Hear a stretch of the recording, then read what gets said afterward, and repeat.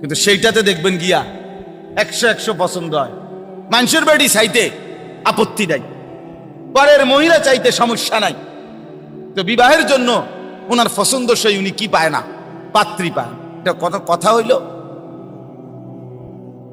এই জন্য বললাম আসল কথা হলো ইসলামের অনুমোদিত এই বিষয়টি একদম সহজ, একদমই সহজ।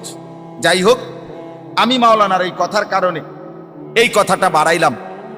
আবারও বললাম যে মা বোনদের কাছে আপনার ইজ্জত, আপনার সতীত্ব, আপনার পর্দা, আপনার সম্ভ্রম, আপনার হায়া লজ্জা, খোদার কসম এটাই আপনার মূল পুঁজি, এটাই আপনার মূল সম্পদ। যে নারী পর্দা করে না, যে নারী নিজের ইজ্জত সম্ভ্রমের কদর করে না, এটা একটা ফালতু মহিলা। এক কথায় এটা ফালতু, এটা একটা বাজে মহিলা, ফালতু মহিলা, একদম প্লাস্টিক মহিলা, কোনো কামের না।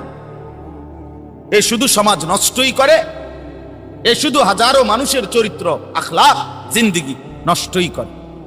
এ নিজের বরবাদও করে, মানুষের বরবাদও করে।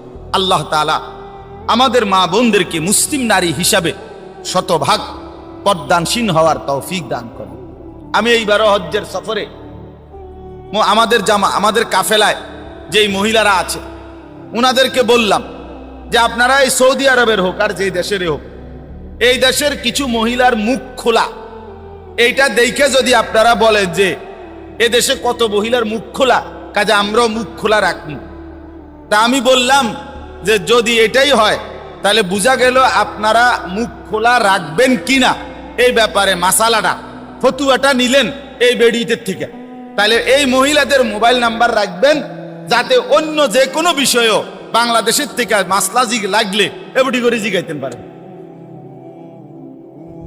কারণ এখন যেহেতু আপনাদের মুফতি এবডিরা এই বেপর্দা মুখ খোলা মহিলা এগুলা, তো এগুলার মোবাইল নাম্বার রাখবেন, হ্যাঁ জিগাইবেন সামনে যে কোনো অন্য বিষয়, ওযু, গোসল, নামাজ, রোজা, অন্যান্য বিষয়ের মাসলা। কারণ এই মাসলা যখন এখান থেকে নিতে আসছেন তো বাকিটিও তো হেরা জানে, তো হেরার থেকে জিগাইবেন, তখন তো আর কেউ মানবেন না। এই জন্য মানুষ হইল যেখান দিয়ে তার সুযোগ দেখে, তার মনের চাহিদার অনুপাতে দেখে, সেইখানে আপনার আগ্রহী আগ্রহী আগ্রহী হয়। এই জন্য দয়া করে মা বোন আপনাদের কাছে অনুরোধ, মাওলানা রুহুল আমিন যে কথাটা লাস্টে বলল